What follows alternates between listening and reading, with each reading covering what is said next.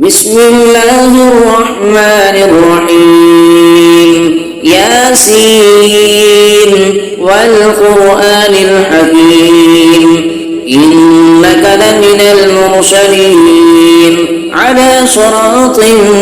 مستقيم تنزيل العزيز الرحيم لتنذر قوما ما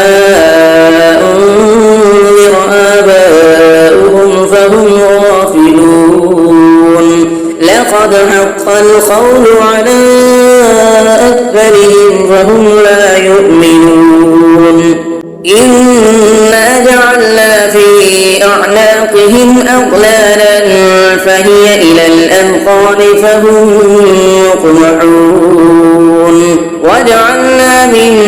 بين أيديهم سدا ومن خلفهم سدا فأغشيناهم فهم لا يبصرون وسواء عليهم أنذرتهم أم لم تنذرهم لا يؤمنون إنما تنذر من اتبع الذكر وخشي الرحمن بالغيب فبشره بمغفرة وأجر كريم إنا نحن نحيي الموتى ونكتب ما قدموا وآثارهم وكل شيء أحصيناه في إمام مبين واضرب لهم مثلا أصحاب القرية إذ جاءها المرسلون إذ أرسلنا إليهم اثنين فكذبوهما فعززنا بثالث فقالوا إنا إليكم مرسلون قالوا ما أنتم إلا بشر مثلنا وما أنزل الرحمن من شيء إن أنتم إلا تكذبون قالوا ربنا يعلم إنا إليكم لمرسلون وما علينا إلا البلاغ المبين قالوا إنا تطيرنا بكم لئن لم تنتهوا لنرجمنكم وليمسنكم منا عذاب أليم قالوا طائركم معكم أئن ذكرتم بل أنتم قوم مسرفون وجاء من أقصى المدينة رجل يسعى قال يا قوم اتبعوا المرسلين اتبعوا من لا يسألكم أجرا وهم مهتدون وما لي لا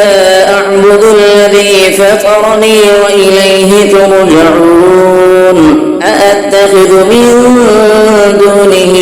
آلهة إن يردني الرحمن بضر لا تغن عني شفاعتهم شيئا ولا ينقذون إني إذا لفي ضلال مبين إني آمنت بربكم فاسمعون قيل ادخل الجنة قال يا ليت قومي يعلمون بما غفر لي ربي وجعلني من المكرمين وما أنزلنا على قومه من بعده من جند من السماء وما كنا منزلين إن كانت إلا صيحة واحدة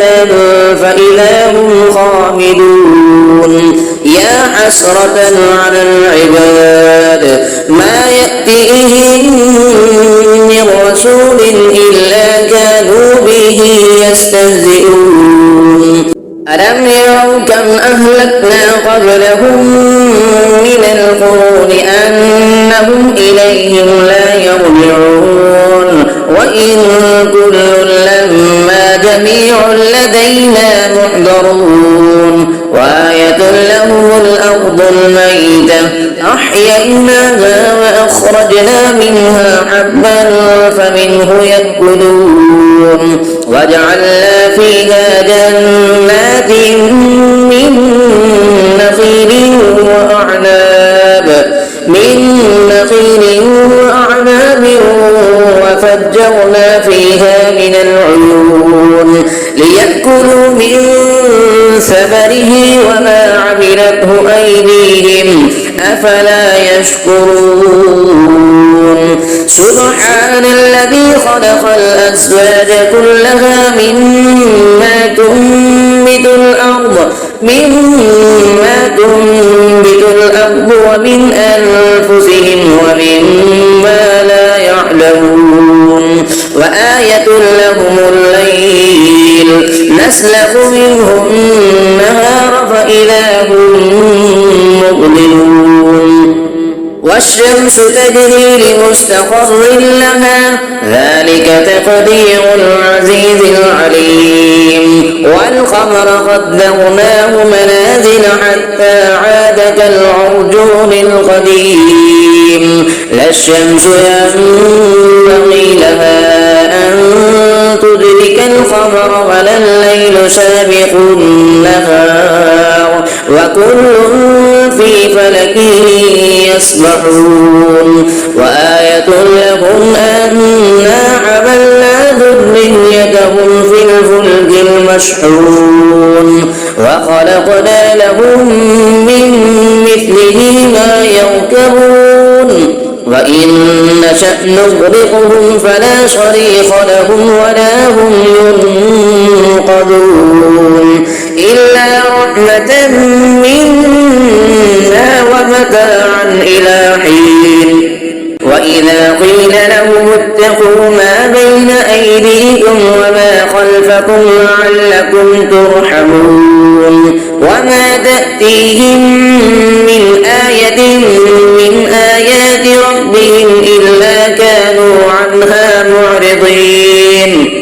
وإذا قيل لهم أنفقوا مما رزقكم الله قال الذين كفروا للذين آمنوا أنطعم من لو يشاء الله أطعمه إن أنتم إلا في ضلال مبين ويقولون متى هذا الوعد إن كنتم صادقين ما ينظرون إلا صيحة واحدة تأخذهم وهم يخصمون فلا يستطيعون توصية ولا إلى أهلهم يرجعون ونفخ في الصور فإذا هم من الأجداث إلى ربهم ينسلون قالوا يا ويلنا من بعثنا من مرقدنا هذا ما بعد الرحمن وصدق المرسلون إن كانت إلا صيحة واحدة فإذا هم جميع لدينا محضرون فاليوم لا تظلم نفس شيئا ولا تجزون إلا ما كنتم تعملون إن أصحاب الجنة اليوم في شغل فاكهون هم وأزواجهم في ظلال على الأرائك متكئون لهم فيها فاكهة ولهم ما يدعون سلام قولا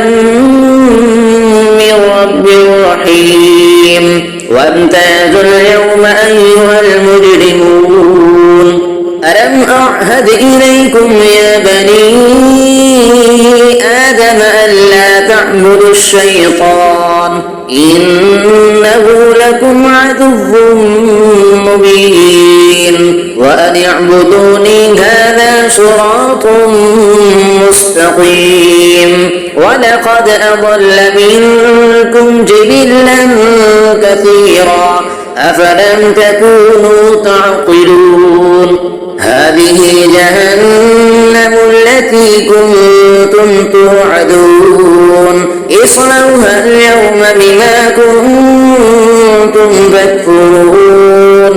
اليوم نختم على أفواههم وتكلمنا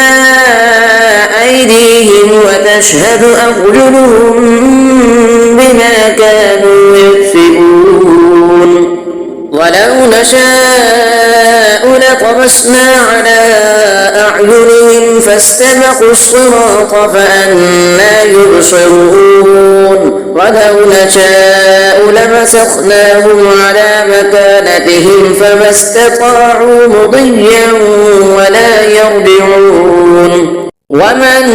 نعمره ننكسه في الخلق أفلا يعقلون وما علمناه الشعر وما ينبغي له إن هو إلا ذكر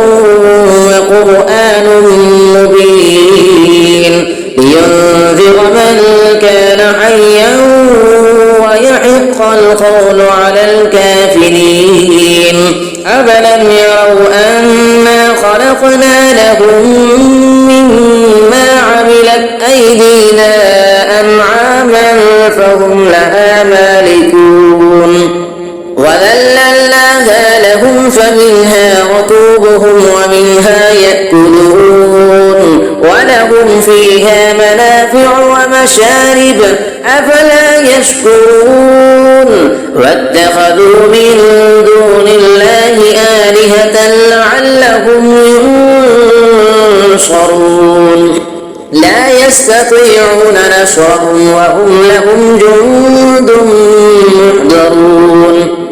فلا يحزنك قولهم إنا نعلم ما يسرون وما يعلنون أفلم يرى الإنسان أنا خلقناه من نطفة فإذا هو خصيم مبين فضرب لنا مثلا ونسي خلقه قال من يحيي العظام وهي رميم قل يحييها الذي أنشأها أول مرة وهو بكل خلق عليم الذي جعل لكم من الشجر الأخضر نارا فإذا أنتم منه توقدون أفليس الذي خلق السماوات والأرض بقادر على أن يخلق مثلهم بلى وهو الخلاق العليم إنما أمره إذا أراد شيئا أن يقول له كن فيكون فسبحان الذي بيده ملكوت كل شيء وإليه ترجعون صدق الله العظيم بسم الله الرحمن الرحيم الرحمن علم القرآن خلق الإنسان علمه البيان الشمس والقمر بحسبان والنجم والشجر يسجدان والسماء رفعها ووضع الميزان ألا تطغوا في الميزان وأقيموا الوزن بالقسط ولا تخسروا الميزان والأرض وضعها للأنام فيها فاكهة والنخل ذات الأكمام والحب ذو العصف والريحان فبأي آلاء ربكما تكذبان خلق الإنسان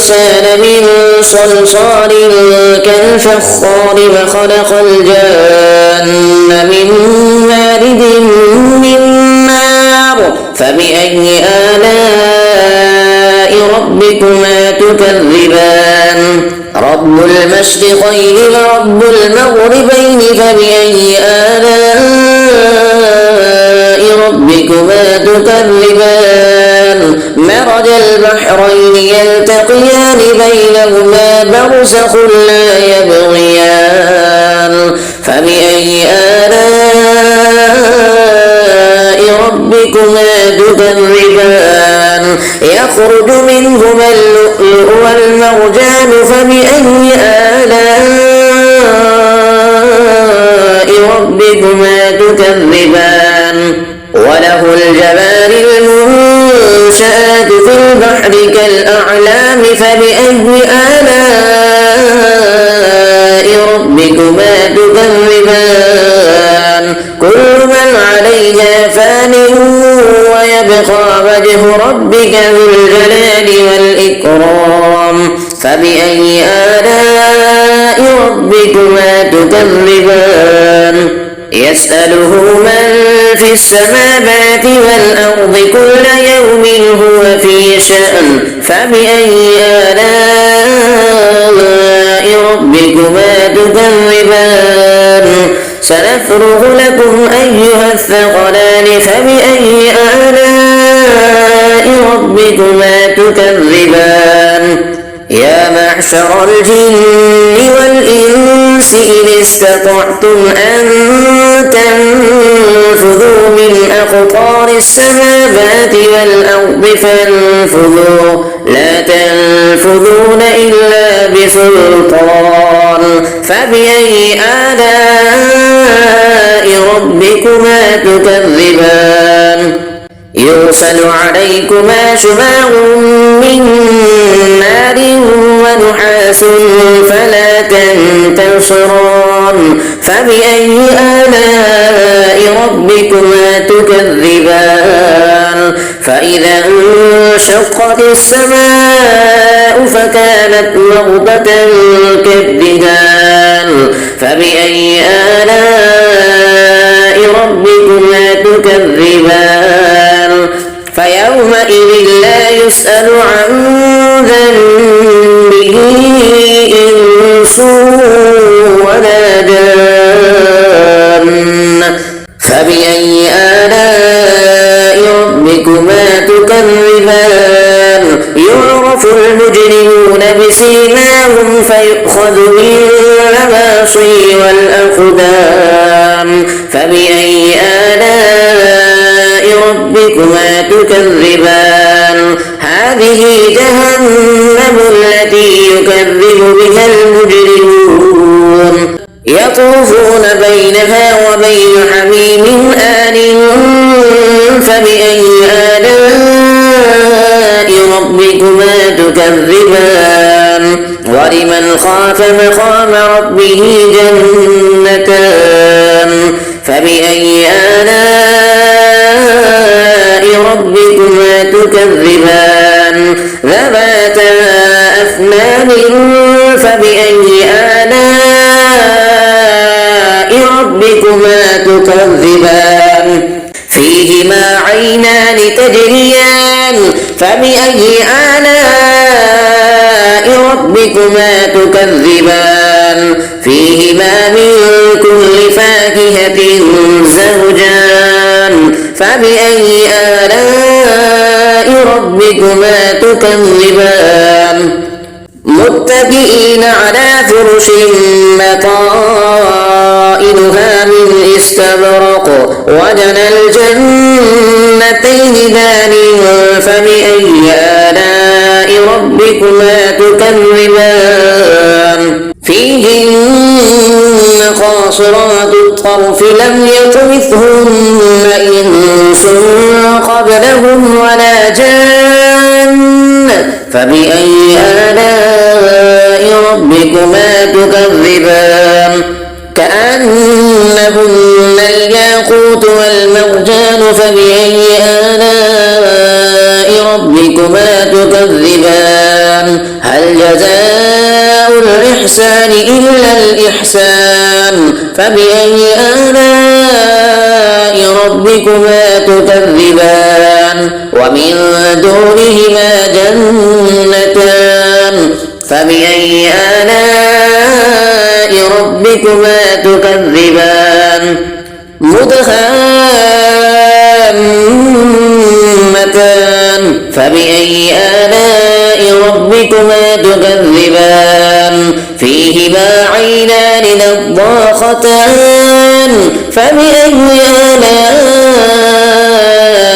ربكما تكذبان فيهما فاكهة ونخل ورمان فبأي آلاء ربكما تكذبان فيهن خيرات حسان فبأي آلاء ربكما تكذبان حور مقصورات في الخيام فبأي آلاء ربكما تكذبان لم يطمثهن إنس قبلهم ولا جان فبأي آلاء ربكما تكذبان متكئين على رفرف خضر وعبقري حسان فبأي آلاء ربكما تكذبان تبارك اسم ربك ذي الجلال والإكرام صدق الله العظيم بسم الله الرحمن الرحيم ياسين والقرآن الحكيم إنك لمن المرسلين على صراط مستقيم تنزيل العزيز الرحيم لتنذر قوما ما أنذر آباؤهم فهم غافلون لقد حق القول على أكثرهم فهم لا يؤمنون إنا جعلنا في أعناقهم أغلالا فهي إلى الأذقان فهم يقمحون وجعلنا من بين أيديهم سدا ومن خلفهم سدا فأغشيناهم فهم لا يبصرون وسواء عليهم أنذرتهم أم لم تنذرهم لا يؤمنون إنما تنذر من اتبع الذكر وخشي الرحمن بالغيب فبشره بمغفرة وأجر كريم إنا نحن نحيي الموتى ونكتب ما قدموا وآثارهم وكل شيء أحصيناه في إمام مبين واضرب لهم مثلا أصحاب القرية إذ جاءها المرسلون إذ أرسلنا إليهم اثنين فكذبوهما فعززنا بثالث فقالوا إنا إليكم مرسلون قالوا ما أنتم إلا بشر مثلنا وما أنزل الرحمن من شيء إن أنتم إلا تكذبون قالوا ربنا يعلم إنا إليكم لمرسلون وما علينا إلا البلاغ المبين قالوا إنا تطيرنا بكم لئن لم تنتهوا لنرجمنكم وليمسنكم منا عذاب أليم قالوا طائركم معكم أئن ذكرتم بل أنتم قوم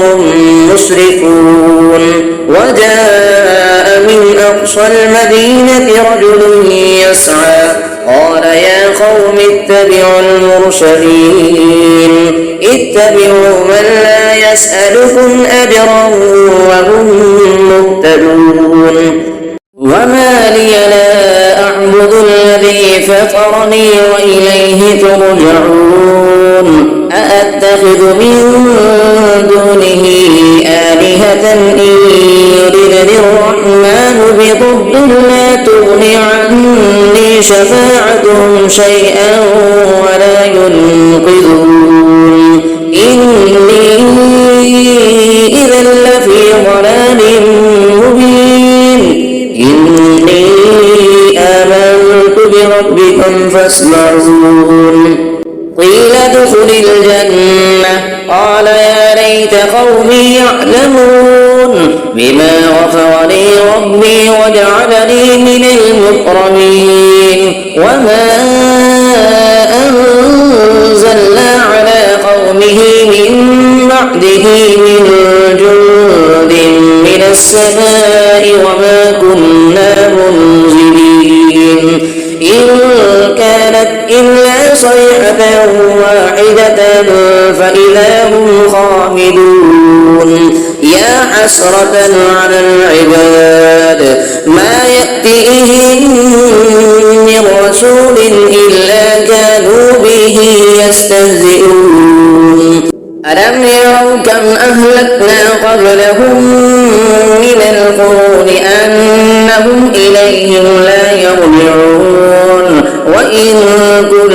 لما جميع لدينا محضرون وآية لهم الأرض الميتة أحييناها وأخرجنا منها حبا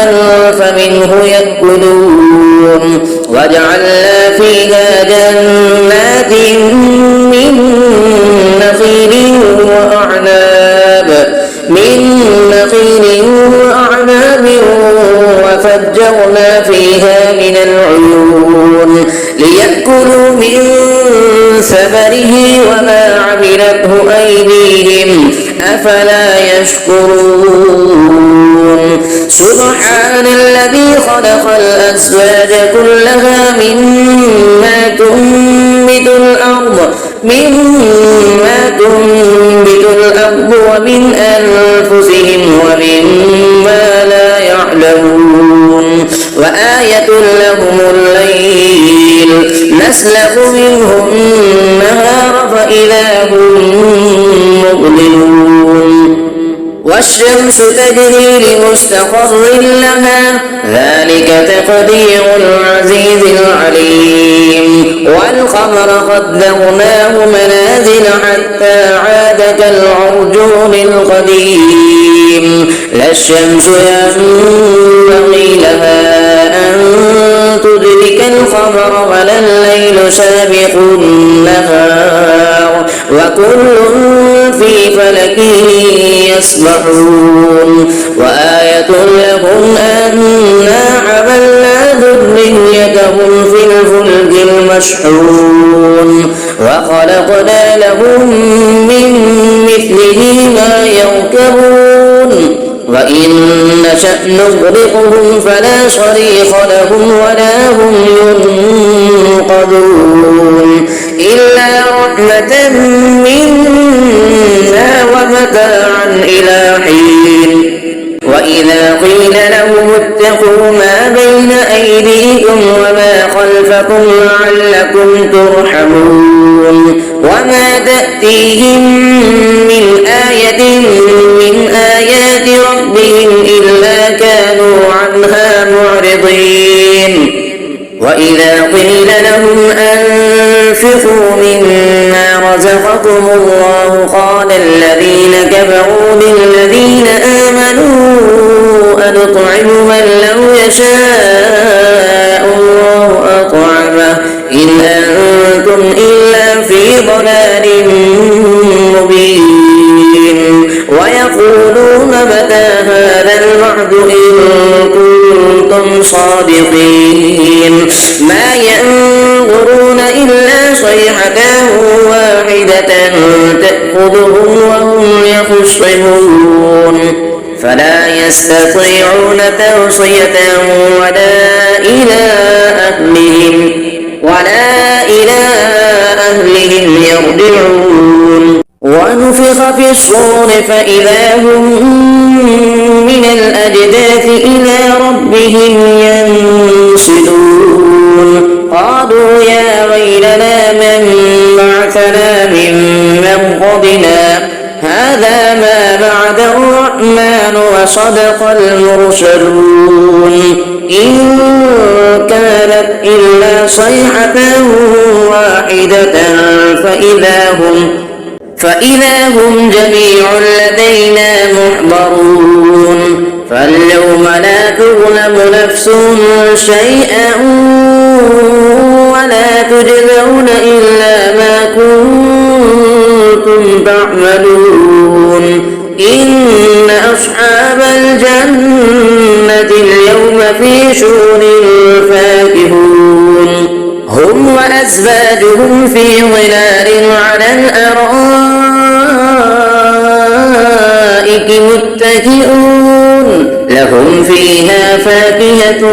ولهم ما يدعون سلام قولا من رب رحيم وامتازوا اليوم أيها المجرمون ألم أعهد إليكم يا بني آدم ألا تعبدوا الشيطان إنه لكم عدو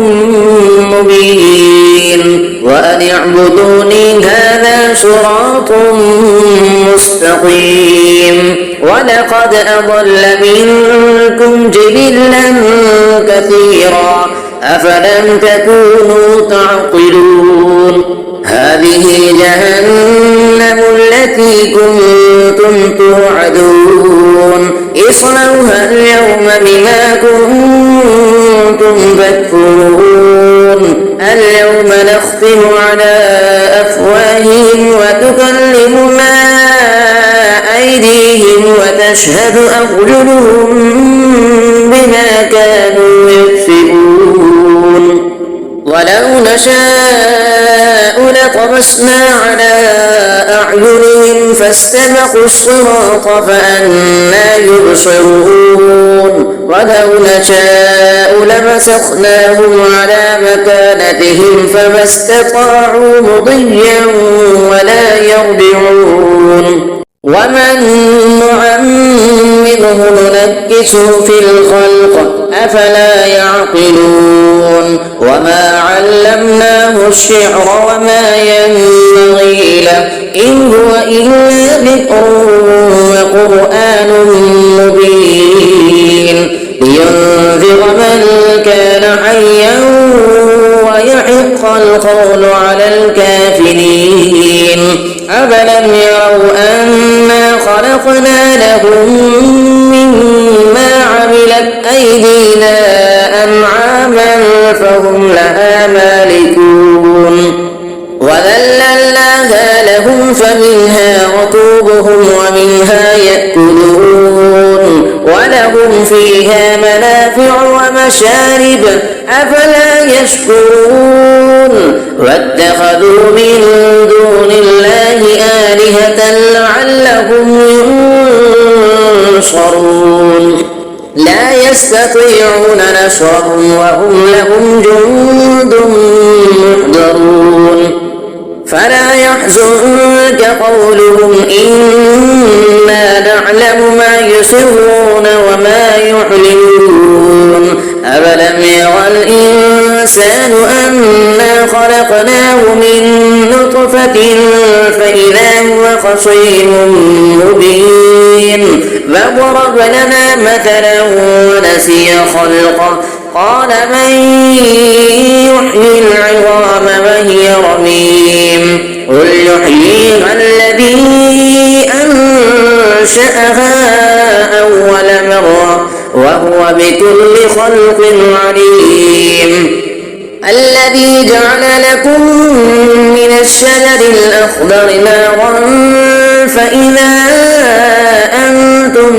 منه توقدون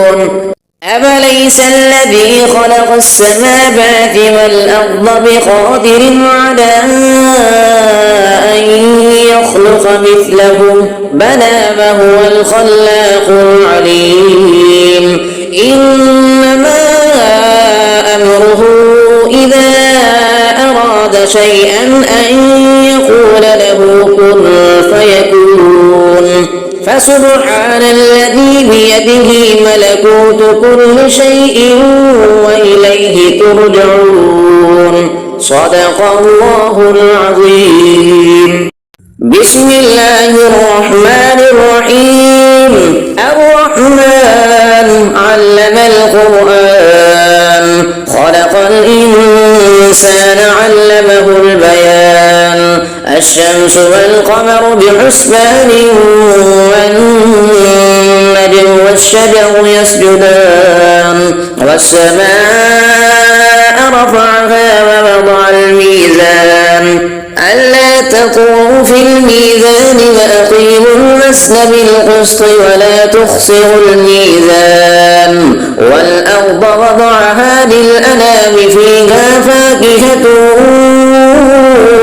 والنخل ذات الأكمام والحب ذو العصف والريحان فبأي آلاء ربكما تكذبان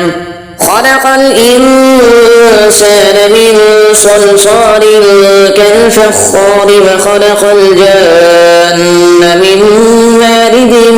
من نار فبأي آلاء ربكما تكذبان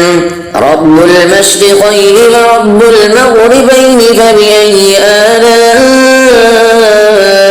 ربكما تكذبان مرج البحرين يلتقيان بينهما برزخ لا يبغيان فبأي آلاء ربكما تكذبان يخرج منهما اللؤلؤ والمرجان فبأي آلاء ربكما تكذبان وله الجوار المنشآت في البحر كالأعلام فبأي آلاء ربكما تكذبان كل من عليها فان ويبقى وجه ربك ذو الجلال والإكرام فبأي آلاء ربكما تكذبان يسأله من في السماوات والأرض كل يوم هو في شأن فبأي آلاء ربكما تكذبان سنفرغ لكم أيها الثقلان فبأي آلاء ربكما تكذبان يا معشر الجن والإنس إن استطعتم أن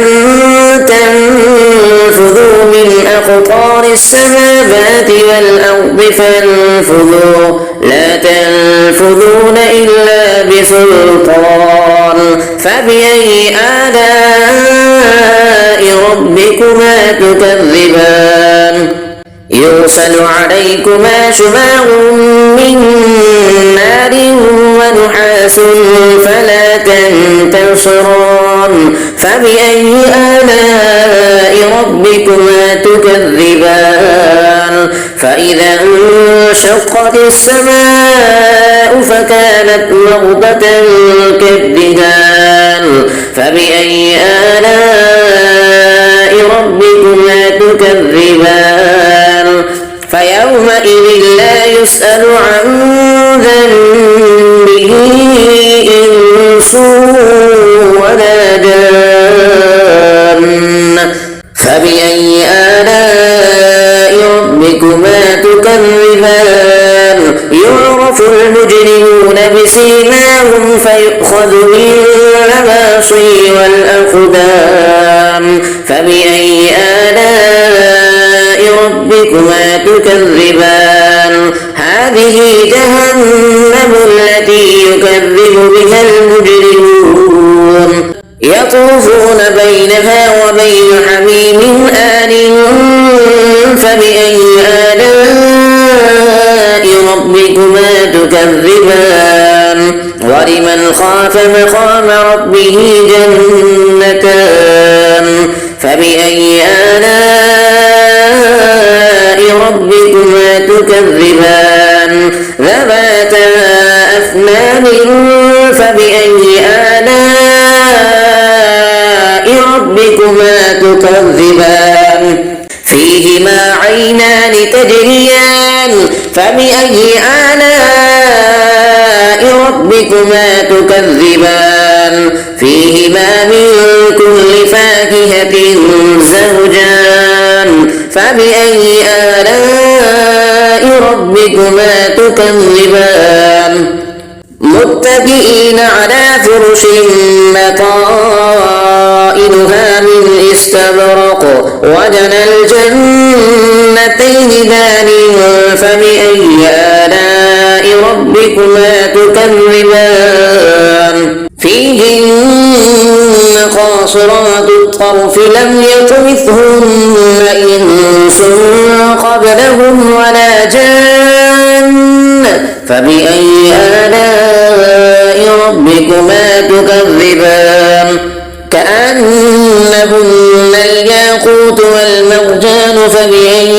آلاء ربكما تكذبان هل جزاء الإحسان إلا الإحسان فبأي آلاء ربكما تكذبان ومن دونهما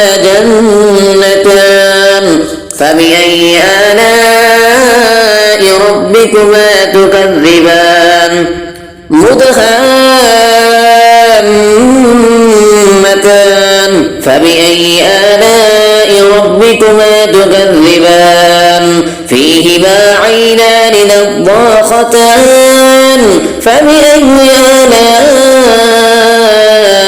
ربكما تكذبان فيهما فاكهة ونخل ورمان فبأي آلاء ربكما تكذبان فيهن خيرات حسان فبأي آلاء ربكما تكذبان حور مقصورات في الخيام فبأي آلاء ربكما تكذبان لم يطمثهن إنس قبلهم ولا جان فبأي آلاء ربكما تكذبان متكئين على رفرف خضر وعبقري حسان فبأي آلاء ربكما تكذبان تبارك اسم ربك ذي الجلال والإكرام صدق الله العظيم بسم الله الرحمن الرحيم ياسين والقرآن الحكيم إنك لمن المرسلين على صراط مستقيم تنزيل العزيز الرحيم لتنذر قوما ما أنذر آباؤهم فهم غافلون لقد حق القول على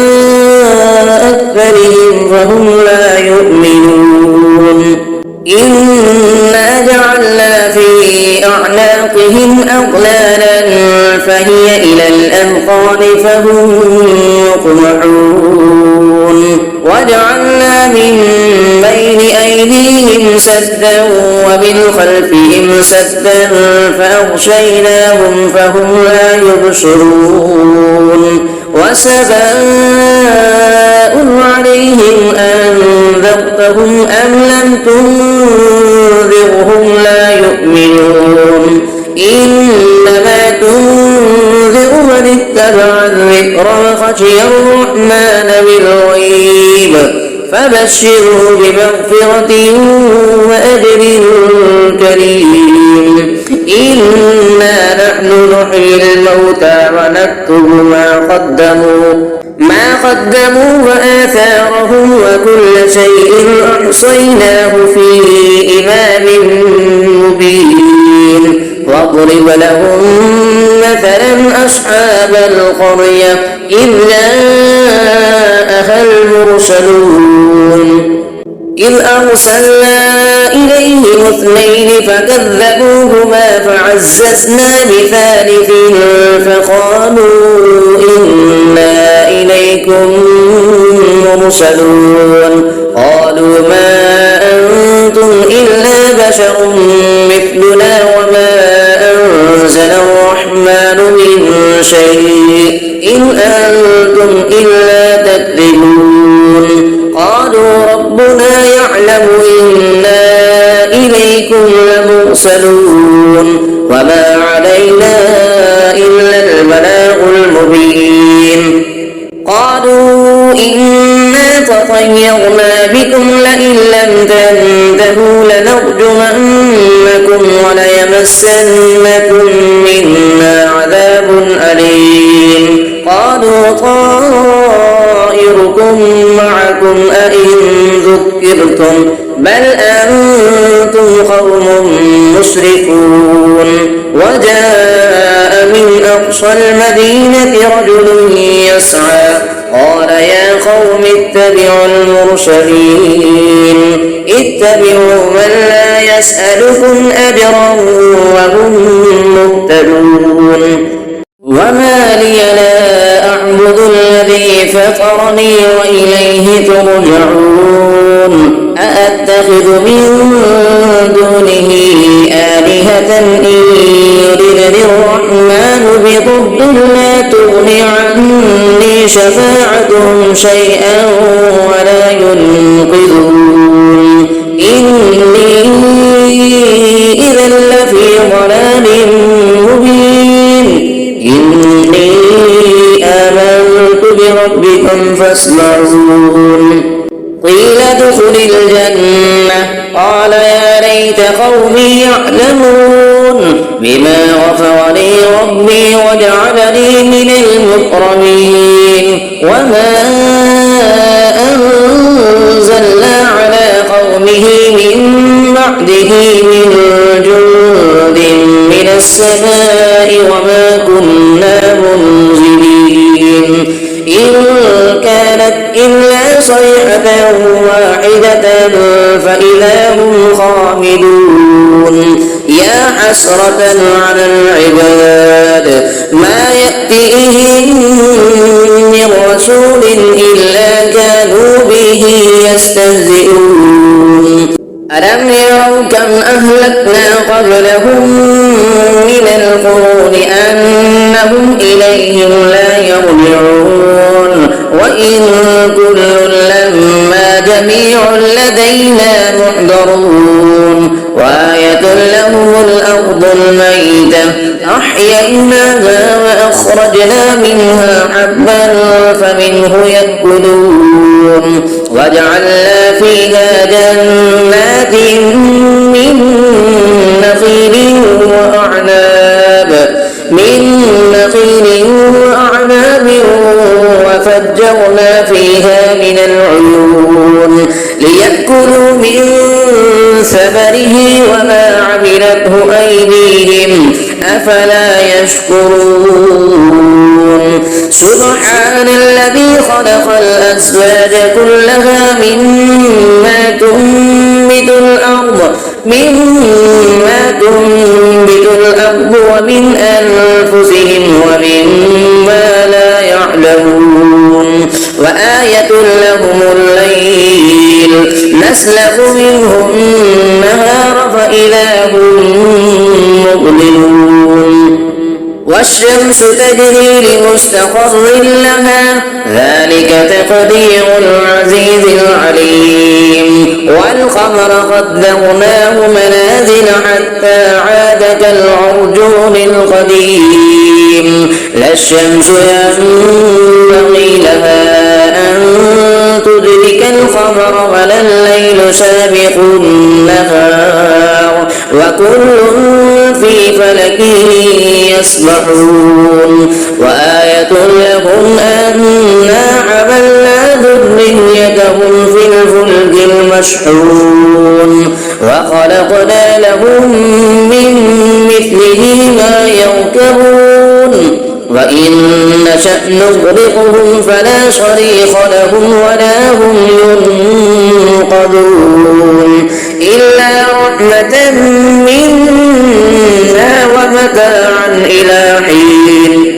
وإذا قيل لهم اتقوا ما بين أيديكم وما خلفكم لعلكم ترحمون وما تأتيهم من آية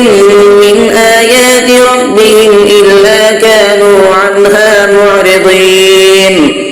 وإذا قيل لهم أنفقوا مما رزقكم الله قال الذين كفروا للذين آمنوا أنطعم من لو يشاء الله أطعمه إن أنتم إلا في ضلال مبين ويقولون متى هذا الوعد إن كنتم صادقين ما ينظرون إلا صيحة واحدة تأخذهم وهم يخصمون فلا يستطيعون توصية ولا إلى أهلهم يرجعون ونفخ في الصور فإذا هم من الأجداث إلى ربهم ينسلون قالوا يا ويلنا من بعثنا من مرقدنا هذا ما بعد الرحمن وصدق المرسلون إن كانت إلا صيحة واحدة فإذا هم جميع لدينا محضرون فاليوم لا تظلم نفس شيئا ولا تجزون إلا ما كنتم تعملون إن أصحاب الجنة اليوم في شغل فاكهون هم وأزواجهم في ظلال على الأرائك متكئون لهم فيها فاكهة ولهم ما يدعون سلام قولا من رب رحيم وامتازوا اليوم أيها المجرمون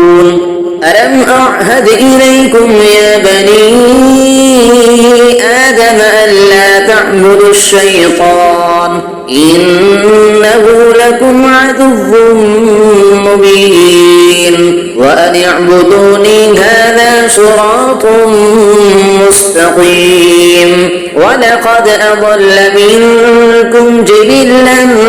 كثيرا أفلم تكونوا تعقلون هذه جهنم التي كنتم توعدون اصلوها اليوم بما كنتم تكفرون اليوم نختم على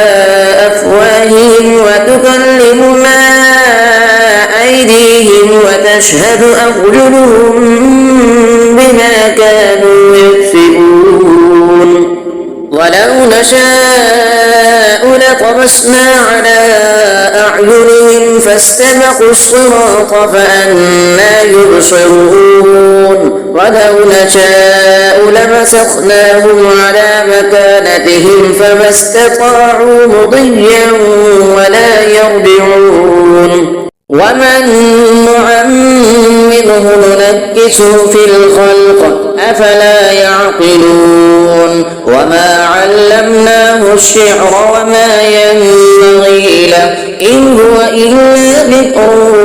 وقرآن مبين لينذر من كان حيا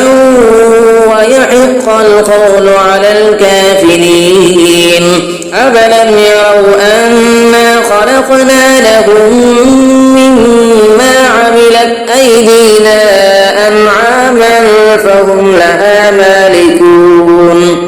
وذللناها لهم فمنها ركوبهم ومنها يأكلون ولهم فيها منافع ومشارب أفلا يشكرون واتخذوا من دون الله آلهة لعلهم ينصرون لا يستطيعون نصرهم وهم لهم جند محضرون فلا يحزنك قولهم إنا نعلم ما يسرون وما يعلنون أولم يرى الإنسان أنا خلقناه من نطفة فإذا هو خصيم مبين وضرب لنا مثلا ونسي خلقه قال من يحيي العظام وهي رميم قل يحييها الذي أنشأها أول مرة وهو بكل خلق عليم الذي جعل لكم من الشجر الأخضر نارا فإذا أنتم منه توقدون أفليس الذي خلق السماوات والأرض بقادر على أن يخلق مثلهم بلى وهو الخلاق العليم إنما أمره إذا أراد شيئا أن يقول له كن فيكون فسبحان الذي بيده ملكوت كل شيء وإليه ترجعون صدق الله العظيم بسم الله الرحمن الرحيم الرحمن علم القرآن خلق الإنسان علمه البيان الشمس والقمر بحسبان والنجم والشجر يسجدان والسماء رفعها ووضع الميزان ألا تطغوا في الميزان وأقيموا الوزن بالقسط ولا تخسروا الميزان والأرض وضعها للأنام فيها فاكهة والنخل ذات الأكمام والحب ذو العصف والريحان فبأي آلاء ربكما تكذبان خلق الإنسان من صلصال كالفخار وخلق الجان من مارد من نار فبأي آلاء ربكما تكذبان رب المشرقين ورب المغربين فبأي آلاء ربكما تكذبان مرج البحرين يلتقيان بينهما برزخ لا يبغيان فبأي آلاء ربكما تكذبان يخرج منهما اللؤلؤ والمرجان فبأي آلاء ربكما تكذبان وله الجبال المنشآت في البحر كالأعلام فبأي آلاء ربكما تكذبان كل من عليها فان ويبقى وجه ربك ذو الجلال والإكرام فبأي آلاء ربكما تكذبان يسأله من في السماوات والأرض كل يوم هو في شأن فبأي آلاء ربكما تكذبان سنفرغ لكم أيها الثقلان فبأي آلاء ربكما تكذبان يا معشر الجن والإنس إن استطعتم أن تنفذوا من أقطار السماوات والأرض فانفذوا لا تنفذون إلا بسلطان فبأي آلاء ربكما تكذبان يرسل عليكما شواظ من نار ونحاس فلا تنتصران فبأي آلاء ربكما تكذبان فإذا انشقت السماء فكانت وردة كالدهان فبأي آلاء ربكما تكذبان فيومئذ لا يسأل عن ذنبه إنس ولا جان فبأي آلاء ربكما تكذبان يعرف المجرمون بسيماهم فيؤخذ بالنواصي والأقدام فبأي آلاء ربكما تكذبان هذه جهنم التي يكذب بها المجرمون يطوفون بينها وبين حميم آن فبأي